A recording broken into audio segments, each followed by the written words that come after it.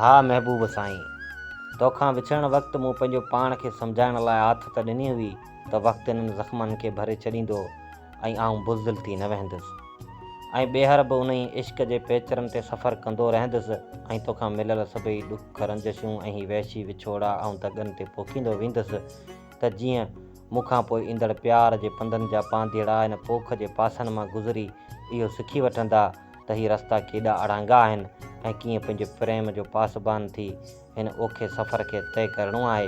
पर साथी ईअं न थी सघियो। हफ़्ता गुज़री विया आहिनि पर एस तोसां घारियल पल कंहिं पल लाइ बि मुंहिंजे दिलि मां नथा निकिरी सघनि। तूं ज़िंदगी जी शहज़ादी हुईं, तोसां हूंदो हुयसि, लॻंदो हुयो आउं फ़क़्ति ज़िंदगी गुज़ारियां नथो पर ज़िंदगी जी रहियो आहियां। साथी मूं कॾहिं बि न सोचियो हुयो ऐं न ई मूंखे को अंदेशो हुयो त ज़माने जो ज़ुल्म कंहिं ॿिनि दिलनि ते अची कड़कंदो आहे। पर पोइ सोचींदो आहियां त केॾो आसान हूंदो आहे पाण इंसाननि लाइ त असीं पंहिंजी कयल ग़लतियुनि खे लिकाए ज़माने जे ज़ेरे इल्ज़ाम हाणे पंहिंजी जिंद आसानी सां छॾाए वेंदा आहियूं। उहो ई फ़क़्ति मुनवर अली। मतलब